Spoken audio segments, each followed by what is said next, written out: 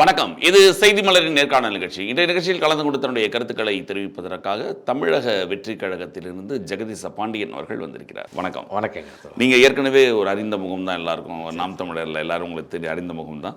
இப்போ தமிழக வெற்றி கழகத்தில் இப்போ சமீபத்தில் நீங்க இணைஞ்சிருக்கீங்க. எப்படி இருக்குது புது பயணம்? இல்லை, புது பயணம்னா அமைப்பு புதுசு ஒழிய இல்லை, அரசியல் பயணம் அரசியல் எதிர் துருவங்கள்லேருந்து இப்போ வந்திருக்கீங்கிற மாதிரி தான். இல்லை, என்னென்னா நம்ம இப்போ நான் பிஜேபிக்கு போயிருந்தால் தான் அது எதிர்த்துருவோம். என் கருத்து பிரகாரம். காரணம் என்னென்னா, அவர் தெளிவாக இருக்கார்.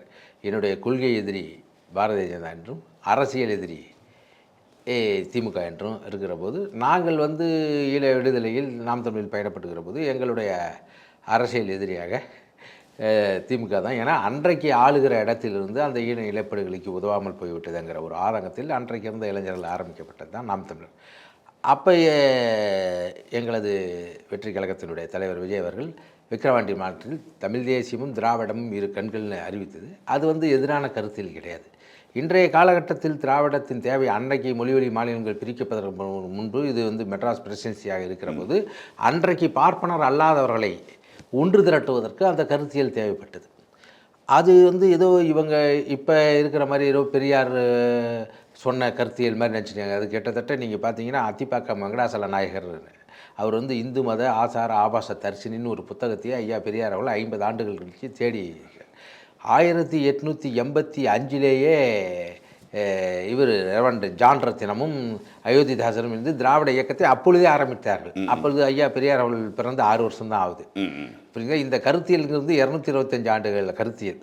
அது இந்த திராவிட சிசு என்று தமிழ்நாட்டில் இருக்கிற, அதாவது தென்னகத்தில் இருக்கிற தென்தமிழ், அதாவது தென் மாநிலத்தில் இருக்கிற பார்ப்பனர்களை சொல்வதற்கு வட மாநிலத்தவர் பயன்படுத்திய சொல்லு தான் அது. அது முதல்ல அந்த சொல் எங்கே வருதுன்னா, ஆதிசங்கர் காலத்துலேருந்து திராவிட சிசு அப்படின்னு திருநாவுக்கரசர் சொல்வதற்காக பயன்படுத்துது.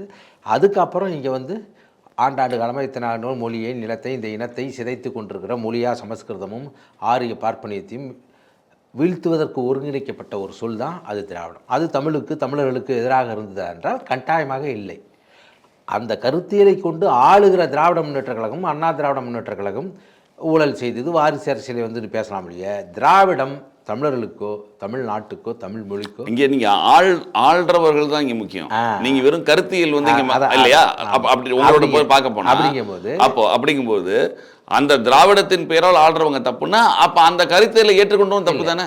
அதை நீங்க எப்படி தமிழ் தேசியமும் திராவிடமும் இரு கண்கள் அப்படிங்கிறத எப்படி ஒத்துக்க முடியும்னு கேட்குறாங்க. அது நீங்கள் படிக்கற்களாக திராவிடத்தை ஏற்றுக்கொண்டு வைத்து தமிழ் தேசியம் அடைவதற்கு, தமிழ் தேசியம் வளர்வதற்கு பயன்படுத்த முடியும். ஏன்னா திராவிட கருத்தியல் பேசுபவர்கள் நீட்டுக்கு ஆதரவாக இருக்கிறார்களா? இல்லை. பரந்தூர் விமான நிலையத்துக்கு ஆதரவாக இருக்கிறார்கள்? இல்லை. 8 வழிச்சாலைக்கு ஆதரவாக இருக்கிறார்கள்? இல்லை. தமிழ் மொழிக்கு எதிராக இருக்கிறார்களா? இல்லை. தமிழ் இனத்திற்கு எதிராக இருக்கிறார்கள்? அப்புறம் எப்படி ஒரு ஆட்சி நடத்துகிற ஆட்சி அது தவறாக இருக்கும்? ஏன்னா நீங்கள் அது மட்டுமே கிடையாது. திராவிடம் என்பது திமுகவுக்கு மட்டும் சொந்தமானது கிடையாது. வாக்கு அரசியல் ஈடுபடாத இந்த மொழிப்போருக்காகவும் இந்த இனத்திற்காகவும் பேர் அண்ணன் குளத்தூர் மணியன் அவர்களோ அண்ணன் ராமகிருஷ்ணன் அவர்களோ இன்றைக்கு மே 17 இயக்கமாக திராவிட கருத்தியலை தூக்கி கொண்டிருக்கிறேன். ஏன்னா இப்போ தான் நான் தமிழக வெற்றி கழகம் 2 ஆண்டுகளாவது ஐயா பெரியாரையும் காமராஜரையும் அம்பேத்கர் அவர்களையும் அஞ்சலை மாலையையும் வேலுநாச்சியார் அவர்களையும் கொள்கை வழி தலைவராக வைத்து செயல்படுகிற போது எப்படி திராவிடம் இந்த மக்களுக்கு எதிராக இருக்குன்னு நான் கேட்குறேன். நீங்கள் ஒரு ஆட்சி செய்கிற கட்சி எதிராக இருக்கிற போது அது எல்லாத்துக்கும் சொந்தம். இந்த மண்ணில் பார்ப்பன அல்லாததற்கான அரசியலை கட்டமைக்கப்பட்டு தமிழர்களுடைய உரிமையை அன்னைக்கு மொழிவரி மாநிலங்களுக்கு பிரிப்பதற்கு முன்பாக ஒருங்கிணைத்து திராவிடம் சொல்லை வைத்து இவங்க ஆட்சி நடத்துறாங்க. இந்த ஆட்சி தவறுன்னு சொல்றீங்க. அது இங்க பாருங்க, திராவிட மாடல் அரசு இல்லை, அது திமுக மாடல் அரசு தான். இந்த திராவிட மாடல் அரசு, திராவிட பொங்கல் அப்படின்னு சொல்லும்போது மொத்தமாக தானே சொல்ல முடியும். அது அவர்களுடைய கருத்து. அவர்கள் ஆட்சி அதிகாரத்தில் இருப்பதற்காக இருந்ததனால் அதை எல்லாமே கட்டமைக்கப்படுகிறது. இப்போ நாங்கள் ஆட்சிக்கு வருகிற போது தமிழ் தேசியம் திராவிடமும் இருக்குங்கிற போது எங்கள் கருத்தியல் தான். தமிழ் தேசியத்தை பற்றி நீங்கள் என்ன கருத்து, நாம் தமிழர் என்ன கருத்துன்றதை விட்டுருங்க. நாம் தமிழருக்கு அது ஒரே கருத்து தான், அந்த திராவிடமே ஏற்றுக்க மாட்டேன்றாங்க. இப்போ நீங்கள் திராவிடமும் தமிழ் தேசியம் இரு கண்கள்னு சொல்லும்போது தமிழ் தேசியத்தினுடைய பற்றி ஏன் வெளியில் பெருசாக பேச மாட்டேன்றாங்க? ஈழ பிரச்சனைகளை பற்றி ஏன் தமிழக வெற்றி கழகம் பேச மாட்டேங்குதுன்னு கருத்துக்கள் இருக்குது. நீங்கள் மாவீரர் நாள் கொண்டாடுறதுக்கு நீங்கள் பார்த்தீங்கன்னா, இந்த மாவீரர் நாள் நவம்பர் 27 சென்ற 25 அறிக்கை விட்டாங்க. அங்கே இருக்கிற தம்பிகள், நீங்கள் எங்களுடைய தலைவர் பேசுகிற கூட்டத்துக்கே தலைவர் பிரபாகரன் படத்தை தூக்கி கொண்டு வந்து நின்னார்களே இல்லையா? அப்போ தொண்டர்கள் நிற்கிறாங்க, தலைவர்கள் மேலே வைக்கலையே. எங்கே வைக்கலைங்கிறீங்க? இல்லை, நீங்கள் இதில் மேடையில் தொண்டர்கள் பிரபாகரன் படத்தை தூக்கி கொண்டு வரலாம், தலைவர்கள் ஏன் அதை வைக்கலன்னு கேட்க வரும். அது கொஞ்சம் கொஞ்சம் இன்னொன்று எப்படி ஒரு சீமான் அவர்கள் தைரியமா ஒரு பிரபாகரன் படத்தை காட்டாரோ அந்த மாதிரி அவரு காட்டல. அதுக்கு முன்னே ஐயா பழநெடுமாறன் அவர்களும் குளத்தூர் மணி அவர்களும் பல்வேறு பேர் அவர் அதற்கு தடை செய்யப்பட்ட இயக்கத்தை படத்தையோ பொருளாதார உதவியோ ஆயுத உதவியோ செய்யக்கூடாது என்ற ஒரு நீதிமன்ற ஆணையை பெற்றவர்கள் ஐயா பழநெடுமாறன் அவர்கள். இல்ல ஆனா அவங்க தேர்தல் களத்துல இல்ல சொல்றேன், அதுதான் சொல்றேன். வாக்கு அரசியல்ல இவர் தானே இருக்காரு. நீங்கள் எதிராக இல்லை, நீங்க ஆதரவாளர் எதிராக இருக்காங்களா எங்கேயாவது? நீங்க சமீப இதுல அவர் போன 2024 மாவீரர்களே மாவீரம் போட்டுறதும்னு ஒரு ட்வீட்டை போட்டால் அங்கே இருக்கிற எல்லாருமே கொண்டாடினார்கள். நீங்கள் வந்து பார்க்குறது இல்லை. ஏன்னா பொதுத்தளத்தில் பல்வேறு பதாகைகளில் தலைவருடைய படமும் அவர்கள் அச்சடித்து தமிழக வெற்றி கழகத்தில் வைக்கிறார். தமிழக வெற்றி கழகம் தன் கொள்கைகளை இன்னும் முழுசாக சொல்ல மாட்டேன்றாங்க அப்படின்ற ஒரு குற்றச்சாட்டு இருப்பீங்க. திமுக தான் நாம் தமிழர் சொல்றாங்க. நாம் தமிழர் நேரடியாக கேட்குறாங்க, என்ன உங்களுக்கு கொள்கையை சொல்லுங்க. நாம் தமிழர் என்ன கொள்கை கேட்குறேன். அறிவு விரிசை உடல்நிலை உறுதியாக்கு கூடி கொள்கை வகுத்து. நாம் தமிழருக்கு என்ன கொள்கைன்னு உங்களுக்கு கண்டிப்பா தெரியும். அதாவது அதை முன்னுக்கு முன் புறனாக பேசுவதை சொல்றேன். அதாவது தமிழ் தேசியம் என்பது இறையாண்மை உள்ள ஒரு தமிழ் தேசிய குடியரசை அமைப்பது தான் முழுமையான தமிழ் தேசியம். ஆனால் இந்திய அரசியலமைப்புக்கு உட்பட்டு இருக்கும்போது இங்கே எல்லா கட்சிகளும் ஏற்றுக்கொண்டது இந்திய அரசியலமைப்பு தான். அதிலிருந்து கொண்டு இந்த அரசியலமைப்பு இருக்கும் முறை இல்லை மக்கள் ஒத்துழைப்பு முறை நமக்கு கிடைச்ச மாநில தன்னாட்சி. இப்போ எங்களுடைய கொள்கை என்ன? ஜனநாயகம். ஜனநாயகம் என்ன? ஊழல் இல்லாத, லஞ்ச லாவண்யம் இல்லாத, வாரிசு அரசியல் இல்லாத மக்கள் பிரதிநிதித்துவத்தின் அடிப்படையில் அது வந்து ஆட்சி மட்டும் இல்லை கட்சியே அப்படிதுன்னு நினைக்கிறோம். ஜனநாயகம். சமதர்ம சமூக நீதி கட்சியினுடைய கொள்கை. என்னடா அது என்ன சமூக நீதினாவே சமதர்மம் தான் அப்படின்னு நினைக்கலாம். சமூக நீதி என்பது இடஒதுக்கீடு பேசுது. சமதர்ம சமூக நீதி என்பது விகிதாச்சார அடிப்படையில் எத்தனை வாழ்க்கை, அதாவது ஒரு மொழியை சேர்ந்தவர்கள் இருந்தால் கூட இந்த இப்பொழுது இருக்கிற அரசமைப்பின் பிரகாரம் சாதியின் அடிப்படையில் விகிதாச்சாரத்தின் அடிப்படையில் அந்தந்த அளவுக்கு இடஒதுக்கீடு. அது சமத்துவம், எல்லாருக்கும் எல்லாமுங்கிற சமத்துவத்தை கொண்டு இருமொழி கொள்கை. நீ உறவுகளோடு பேச, இங்கே இருப்பவர்களோடு பேச தமிழில் படிக்க வேண்டும், தமிழில் பேச வேண்டும். உலகத்தோடு தொடர்பு உள்ள ஆங்கிலம், தீண்டாமை ஒழிப்பு, பகுத்தறிவு கொள்கை.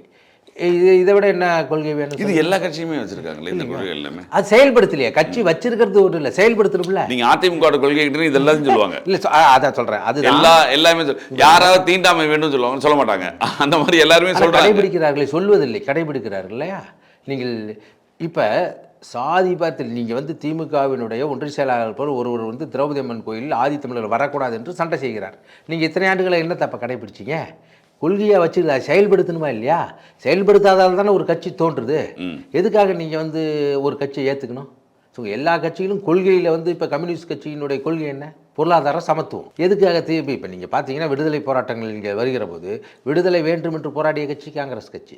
விடுதலையை ஏன் வேண்டும் என்று விடுதலை யாரிடமிருந்து வேணும்?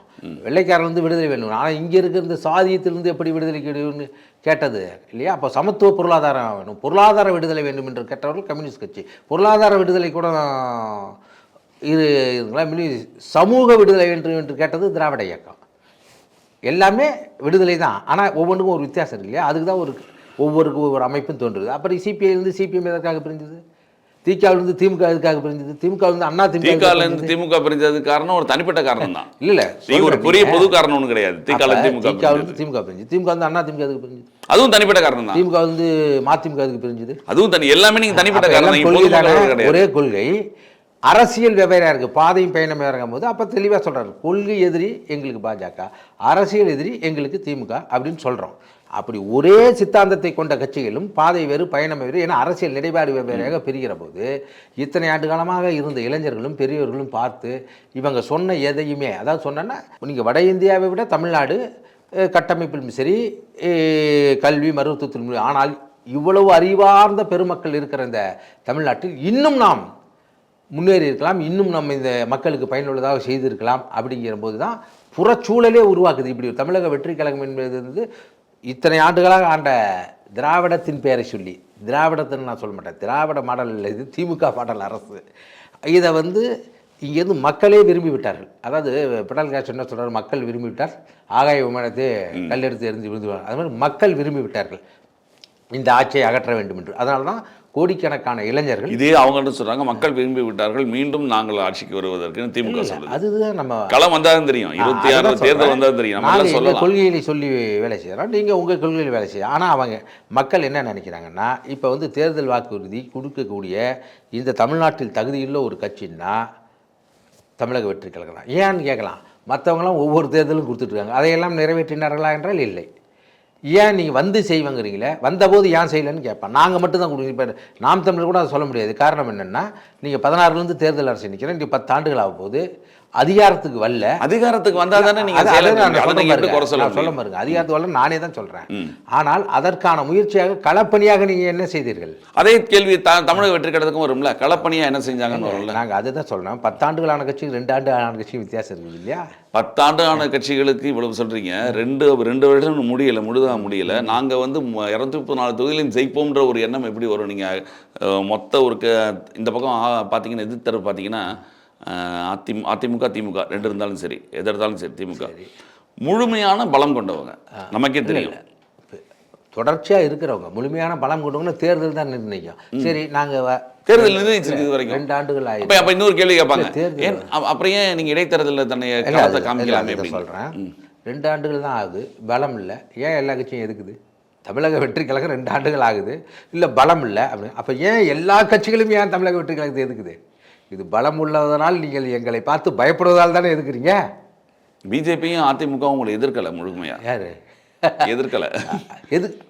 எதிர்க்கலைன்னு அதாவது நடக்கிற நீங்க வருவீங்க அப்படின்னு எதிர்பார்க்குறாங்க. நான் ஒரு காலம் அந்த இடத்துக்கு போக மாட்டேன். ஏன்னா கொள்கை எதிரி என்று அறிவித்து விட்டு வந்த பிறகு ஒரு காலம் பாரதிய எந்த நெருக்கடிகள் வந்தாலும் போகிறதுக்கான வாய்ப்பு, எந்த நெருக்கடி வந்தாலும் கட்டாயமாக போக மாட்டேன்.